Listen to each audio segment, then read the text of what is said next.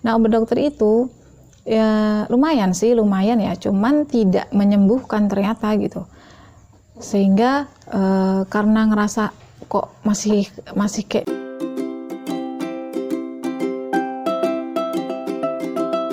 Assalamualaikum warahmatullahi wabarakatuh. Hai teman-teman, jumpa lagi dengan aku Pipit Angeria.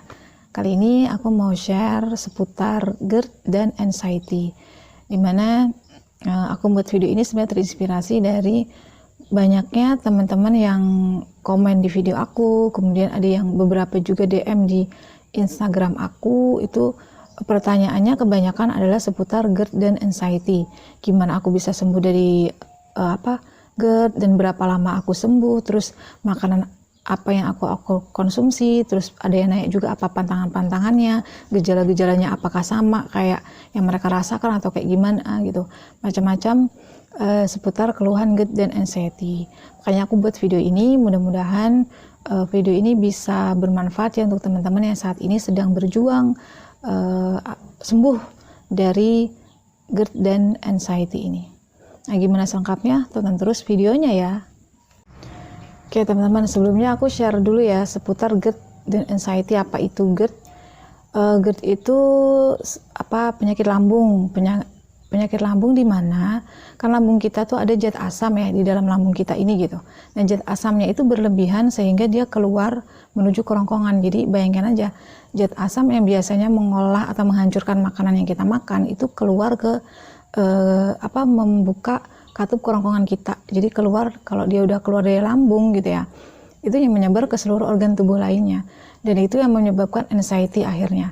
Karena nggak cuma lambung yang nggak enak aja dirasakan, kalau zat asam tadi udah nyebar ke organ-organ tubuh lainnya, kalau ke kepala nanti bisa jiwa vertigo, bisa juga keliengan gitu ya, kayak di atas kapal gitu, atau juga kalau misalnya sudah di paru-paru dia sesak nafasnya, kalau di jantung dia tremor, kayak lemes, kayak orang penyakit jantung gitu. Nah, kemudian mata, saraf juga kena gitu. Kalau otak, saraf itu pokoknya kalau udah nyebar zat asam ini berbahaya sekali gitu.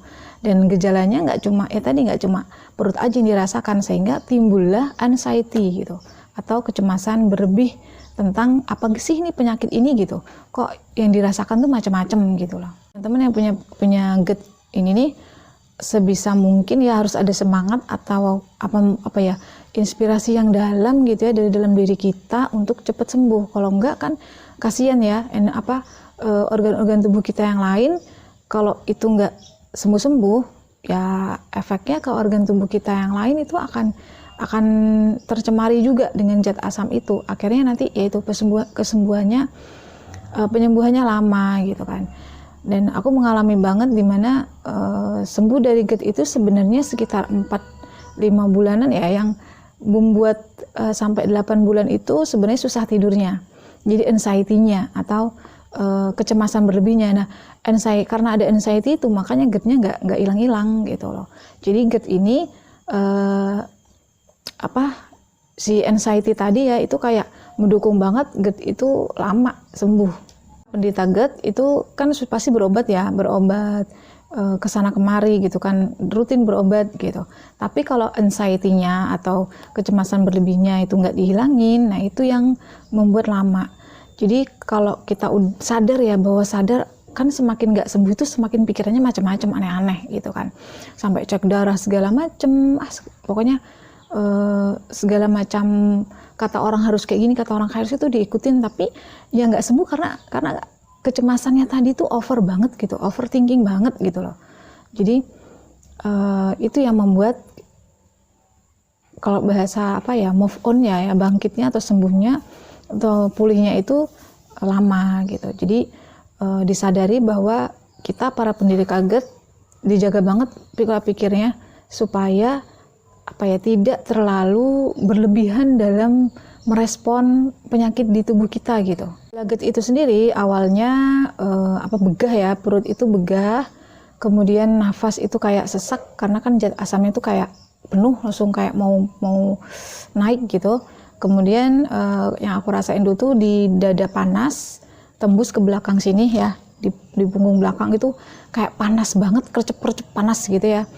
Kemudian apa ya, kalau udah kayak gitu timbul keliangan aja gitu, keliangan, nggak enak kepalanya, nggak bisa kemana-mana.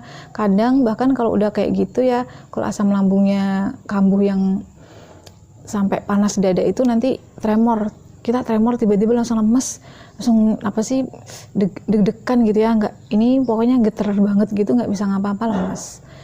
Dan itu berarti zat asamnya udah keluar dari lambung, itu tandanya aja. Selain itu kalau aku kemarin juga kejang badan ya, kejang itu mungkin karena sudah sarafnya kena kayak saraf kepala gitu. Karena pas kejang itu tuh aku vertigo, muter-muter gitu yang pengen kulihat. Vertigo yang muter-muter itu seketika badan aku kejang. Pas itu aku jam 9 malam ya udah mau tidur juga gitu. Pas tidur tuh ya langsung gitu kejang, muter-muter, nggak bisa ngapa-ngapain. Dan aku nih kenapa gitu? Kenapa aku? Nah, habis itu baru panas, dada panas sampai tembus ke belakang. Ya, di malam itu aku pikir kayak udah waktunya ya ini kayak gitu. Udah kayak mau mati aja gitu rasanya. Sehingga akhirnya aku dokter, ya udah dipisah, akhirnya GERD. Dia penyakit lambung lah gitu. Parahnya ya teman-teman ya, waktu itu aku setiap malam tuh kalau mau tidur aku cari baju yang bagus gitu. Cari baju yang bagus tujuannya adalah kalau misalnya aku besok udah nggak hidup lagi, setidaknya orang lihat aku dengan baju yang tertutup lah, yang mantes lah kayak gitu. Itu saking saking kayak memang luar biasa banget pokoknya rasanya gitu. Udah itu besok-besoknya tremor, lemes, keliengan, nggak bisa ngapa-ngapain, plek itu sekitar 20 harian lah kayak gitu. Teman tuh diberi obat asam lambung sama obat vertigo. Ya aku minum itu selama sekitar sebulanan obat dokter. Nah, obat dokter itu ya lumayan ya, cuman tidak menyembuhkan ternyata gitu. Sehingga karena ngerasa kok masih kayak gak enak aja gitu, masih keliengan, masih lemes badan gitu kan. Sampai aku tuh cuma bisa beraktivitas siang hari sampai siang gitu. Kok udah siang tuh sudah waktunya zuhur tuh aku sudah kayak lemes lagi, udah di tempat tidur nggak ngapa-ngapain, nggak bisa ngapa-ngapa gitu, lemas. Nah, dari situ aku berpikir ya aku minta petunjuknya, ya Allah, ini aku masih hidup, masih mau hidup lagi apa enggak sih gitu. Kalau mau masih aku diberi umur, tunjukin jalannya aku sembuh. Itu dalam hatiku kayak gitu waktu rasa aku hopeless banget waktu itu ya. Kejadiannya itu tanggal 5 Februari 2021, jadi aku 2021 ya kena GERD itu gitu. Dan sebulan kemudian aku berobatnya, aku nambah herbal ya, nggak cuma dokter gitu. Jadi di samping obat dokter aku juga obat herbal. Dan teman-teman mungkin referensi aja ya, beda-beda satu sama lain. Cuma kalau aku bekam, jadi bekam yang aku jalani itu alhamdulillah ya, ada juga dokternya gitu ya, dokter herbal, dan beliau banyak menasihati tentang herbal. Dan dari situ aku mengalami berangsur-angsur, ibaratnya aku yakin bahwa aku ini masih hidup lagi gitu. Ini semangat hidup itu muncul dari aku berobat herbal itu, yaitu dengan bekam dan diberi juga obat herbalnya itu untuk lambung terutamanya dan juga imunitas. Pada saat kita kena GERD itu pertama ya pasti kita berobat ya, itu ikhtiar kita gitu. Nah, cuma kita nggak bisa mengandalkan obat-obatan baik itu mau herbal mau medis kalau pikiran kita itu tidak di set dengan baik gitu. Karena itu tadi, kalau GERD itu penyakitnya luar biasa ya, aku pikir. Kayak kalau ginjal, kita ngerasa ginjal sakit, mungkin ginjalnya tok gitu. Tapi kalau GERD itu bisa ginjal, bisa jantung, bisa paru, bisa otak, bisa tangan, kaki, kaku semua gitu. Jadi kayak komplit banget, seluruh penyakit itu ada di GERD kalau udah kena GERD gitu. Jadi karena hal itu makanya anxiety. Jadi GERD itu sudah pasti berdampingan dengan anxiety gitu. Nah, kita minum obat rutin ya kan, terus pola makan. Nah, kalau makan itu jangan sama sekali yang mengandung MSG. non NSM, non MSG ya. Hindari sama sekali itu. Kemudian makanan-makanan siap saji itu no, pokoknya yang mengandung MSG itu jangan sama sekali. Makannya apa? Sayur bening, tok, garam dan gula bumbunya. Gula pun dikurangi, jangan banyak gitu. Jangan minum yang mengandung kafein. Aku non teh sama sekali. Kopi juga aku memang nggak pernah minum kopi ya. Kopi susu dulu juga pernah minum, tapi aku sekarang sama sekali nggak. Bahkan teh itu sekarang nggak gitu. Padahal udah nggak apa-apa gitu. Tapi kalau terbiasa, aku sudah nggak minum apapun yang mengandung kafein gitu. Terus buah-buahan juga. Nah, kalau herbalnya kalian bisa cobain gitu ya, habatus sauda. Nah, itu bagus untuk dikonsumsi bagi para penderita GERD, karena kan habatus sauda itu kalau dari Rasulullah ya kan ada dalilnya itu untuk mengobati segala macam jenis penyakit, dan itu bisa dicoba bener. Kalau aku ngaruh banget itu habatus sauda, aku minumnya 3 kali pagi 3, siang 3, sore 3, malam ya mau tidur. Lu pernah catat nih bulannya Maret, 3 Maret 2021 ya. Waktu aku sakit GERD nih, pengobatanku yang aku bangun tidur itu berkumur dengan air garam. Nah, sampai aku catat supaya apa? Supaya aku itu kayak terbiasa gitu loh. Ini loh, kamu caranya kayak gini ngobatinya. Aku catat. Jadi setiap hari aku buka catatan itu yang aku lakukan. Jadi yang pertama adalah berkumur dengan air garam, itu menetralisir zat asam yang mungkin tercemari sudah masuk ke dalam mulut. Kemudian makan buah apel 2-3 buah 1 hari sebelum makan di pagi hari, siang hari, dan malam hari. Nah, apelnya apel merah ya, yang manis. Kemudian minum susu beruang setelah makan pagi, siang, dan malam. Nah, susu beruang ini bisa kalian minum, bisa enggak juga, karena kalau GERD itu kan susu pengaruh banget. Tapi kalau yang aman itu susu beruang, itu aman untuk lambung, enggak sesak gitu, enggak membuat zat asamnya naik. Nah, kemudian minum temulawak 2 kali sehari. Waktu itu aku minum Herbadrink sari temulawak. Kemudian air putih yang cukup. Jadi mulai itu juga aku sering minum air putih dulu. Nah, habatus sauda itu 3 kali sehari 2 kapsul setelah sarapan, setelah makan siang, dan sebelum tidur. Nah, usahakan makan habatus sauda ini jangan pada saat perut kosong ya, pada saat perutnya berisi. Nah, makan pun kita juga nggak boleh banyak-banyak ya, sedikit-sedikit tapi sering, karena kan memang nggak bisa banyak itu lambung pada saat bermasalah, tapi harus sering. Dan ingat, puasa MSG, puasa makanan yang nggak sehat ya, sama sekali puasa pokoknya. Aku 1 tahun itu puasa MSG, dan alhamdulillah sampai sekarang udah nggak kambuh lagi gitu. Nah, kalau ikhtiar batinnya itu selagi kalian udah bisa sholat ya, usahakan gitu, gerakan fisik sholat itu penting untuk melatih tubuh kita kayak kuat gitu ya.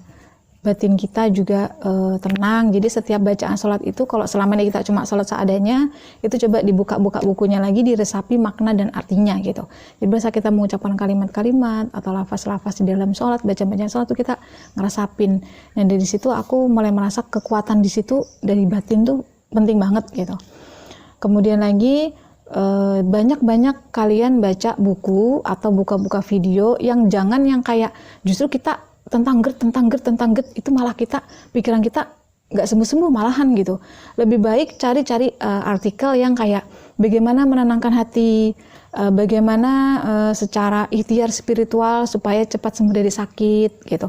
Jangan buka-buka artikel malah tentang GERD ya teman-teman, apalagi ikut-ikut grup tentang GERD. Wow, itu malah memperlambat kalian sembuh. Karena apa? Orang-orang seputaran di situ, circle-nya orang kena GERD semua gitu. Sedangkan kita mau keluar dari GERD. Jadi jangan justru mencari-cari artikel atau berkumpul-kumpul dengan orang-orang yang sama ya, yang kena penyakit yang sama gitu. Kalau bisa cari orang-orang yang atau circle-circle yang mendukung kita secara spiritual gitu. Penasehat, motivasi, inspirasi yang membuat kita sembuh. Ya, yang aku baca ini Pola Pertolongan Allah dari buku PPA Institute. Jadi di sini cerita-cerita para nabi, gimana mereka menghadapi ujian dan bagaimana cara mereka keluar dari ujian tersebut. Di sini ada, dan itu bisa diimplementasikan di dalam hidup kita ketika kita sakit ya, nggak cuma ujian hidup yang misalnya apa ya, tentang kerjaan, tentang uang gitu. Untuk kesehatan juga bisa kita terapkan. Nah, kemudian ada lagi pesan cintanya. Dan di sini ini jelek banget ya. Jadi Tuhan itu menciptakan kita karena cinta gitu. Dan pada saat kita sakit, Tuhan beri sakit kita itu ya karena cinta gitu. Jadi apa ya, kayak aku ngulang-ulang buku ini ya, pesan cintanya ini kayak, oh ya Tuhan tuh cinta sama aku gitu. Kalau dia cinta sama aku, dia pasti menyembuhkan aku dengan cintanya gitu. Dan yaitu alhamdulillah ya diberi kesembuhan, yaitu berkat cinta dan rahmat Allah Subhanahu wa taala tentunya. Dan GERD dan anxiety itu juga banyak merubah kehidupan aku ya, secara spiritual, tentunya juga secara makanan, pola makan. Nah, sejak aku kena GERD, aku nih resep JSR, ini resep sehat ala jurus sehat ala Rasulullah. Di sini semua ada resep-resep kita mengobati lambung, mengobati kepala, mengobati jantung, mengobati pokoknya banyak resep-resep herbal di sini. Ini semuanya kebanyakan tanaman atau tumbuh-tumbuhan di sekitar kita, bumbu-bumbu dapur bahkan bisa ternyata jadi obat gitu. Dan aku beli buku ini pada saat aku kena GERD dan aku terapin sampai sekarang. Saat itu lebih kalau kita mencari kesehatan tuh jangan berpaku dengan kayak harus, misalnya kita tuh harus ke dokter, berpaku dengan satu ikhtiar gitu. Coba ikhtiar batinnya dikuatin gitu. Kalau ikhtiar batin pasti arahnya nanti sama Allah akan ditunjukkan ke alami-alami, natural-natural, di mana sebenarnya obat-obatan di tanaman-tanaman di sekeliling kita itu ternyata sangat bermanfaat ya, tumbuh-tumbuhan gitu. Bahkan sekarang juga pola hidup aku ya, aku jarang banget yang namanya makan di luar. Dulu tuh mau apa makannya di luar. Sekarang kalau makan di luar tuh berpikir ya, kayak soto gitu ya, aduh ini bumbunya apa ya gitu. Padahal udah nggak ngaruh sama aku gitu. Dan pada saat aku makan ya udah nggak ngaruh di dalam tubuh aku, di lambung aku, karena alhamdulillah udah sehat normal sedia kala ya, alhamdulillah, puji syukur ya. Tapi kalau makan di luar tuh pasti mikirnya bumbunya apa ya, padahal rasanya nikmat banget gitu, enak, tapi kepikiran lagi bumbunya apa ya gitu, karena emang sekarang aku sudah jarang banget yang namanya untuk jajan di luar ya, kecuali untuk sama temen atau diajak siapa gitu, atau sesekali lah ya. Aku masih makan di luar dalam hal-hal atau berkaitan dengan hal-hal tertentu lah gitu, nggak kayak dulu gitu. Dan ada satu cara lagi, yaitu scripting. Nah, scripting ini ternyata kan salah satu teknik the law of attraction ya, untuk membuat kita positive feeling ya, nggak positive thinking aja loh, positive feeling di hati ya. Kalau thinking tuh bisa aja feelingnya nggak diterima, sembuh, kamu belum sembuh gitu. Tapi kalau feelingnya udah bagus, pasti pikirannya ngikutin gitu. Jadi aku pernah nulis nih bulan Maret 2021, aku bilang kayak gini ya, yang pertama, alhamdulillah, puji syukur kusampaikan kepadamu ya Allah, aku terima penyakit ini yang kau kehendakkan kepadaku. Berikan aku kesabaran dan tunjukkanlah aku jalan menuju kesembuhan. Ya Allah, ya Rahman, ya Rahim. Nah ini kutulis dulu tanggal 12 Maret 2021. Jadi setiap habis sholat atau aku lagi nggak enak gitu ya, kambuh, kayak hopeless gitu ya, sedih gitu, aku baca ini. Kan kondisi kita kalau pada down banget, terpuruk banget ya, itu kayak macam-macam aja kan pikirannya gitu. Dan yang bisa membuat kita sebenarnya bangkit itu ya diri kita sendiri. Mungkin lingkungan kita juga yang mendukung gitu kan, orang-orang terdekat kita gitu. Selain itu juga mereka nggak ada artinya juga kalau dari diri kita itu tidak punya semangat untuk sembuh. Jadi aku dulu pagi sering banget aku doa ini kuulang-ulang banget terus setiap sholat ya, yang kutulis tadi itu. Ini tadi sehingga terus berikutnya aku nulis lagi itu panjang ya, intinya di situ sedikit aja ya. Ya Allah, aku bersyukur hari ini aku udah sehat, badanku lengkap dan sempurna. Aku merasa berada dalam kekayaan yang berlimpah dan kebahagiaan yang sempurna. Terima kasih Allah, karena kesehatan yang kau berikan ini adalah satu kekayaan yang luar biasa, keberlimpahan yang luar biasa. Aku bersyukur hari ini aku sehat, lengkap dan sempurna. Terima kasih ya Allah, terima kasih ya Allah, I love you. Nah itu aku tulis sendiri, Aku sering scripting dulu ya, nulis gitu. Jadi aku nggak fokus ke yang nggak enak. Setiap aku nggak enak, aku nulisnya yang enak-enak gitu. Nah, dan juga tentunya dukungan ya orang-orang di sekitar kita itu juga sangat membantu. Tapi di sini saya kembali lagi bahwa kita nggak bisa juga bergantung dengan orang lain, ya kan? Kita segala yang terjadi itu tanggung jawab kita masing-masing gitu ya. Tapi bersyukur kalau orang-orang di sekitar kita itu sangat mendukung kita, sangat effort sama kita kayak gitu. Nah, yang penting teman-teman terus semangat, dan kalau misalnya jangan sampai ya lama-lama getnya itu gitu. Aku dulu karena harus sembuh itu karena gigi aku mulai keropos gitu. Aduh, ini kenapa gigi aku yang bagus, gigiku tuh sempurna banget gitu. Nggak sempurnanya yang habis kena get gitu loh. Jadi teman-teman ya, pada saat menyadari aku tuh gigi aku yang keropos waktu itu, aku jadi berpikir, loh gigi aku aja sampai kayak gini, apalagi organ dalam tubuh aku gitu, yang tentunya lebih lemah daripada gigi gitu. Nah, dari situ aku harus sembuh gimana nih badan aku gitu, gimana anggota tubuh aku gitu. Itu yang membuat aku harus sembuh.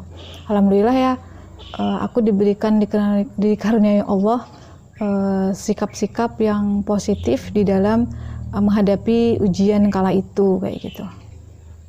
Oke teman-teman, itu aja dulu sharing dari video kali ini. Semoga kalian semua yang lagi kena GERD ya cepat sembuh, cepat segera bangkit, dan cari semangat kalian, apa yang menyemangati kalian untuk sembuh pasti ada, dan perjuangkan itu. Kalian harus sembuh dan cepat sembuhnya, insya Allah atas pertolongan Allah tentunya. Terima kasih, semoga bermanfaat video kali ini, dan sampai jumpa di video-video aku berikutnya insya Allah. Wassalamualaikum warahmatullahi wabarakatuh. Bye bye.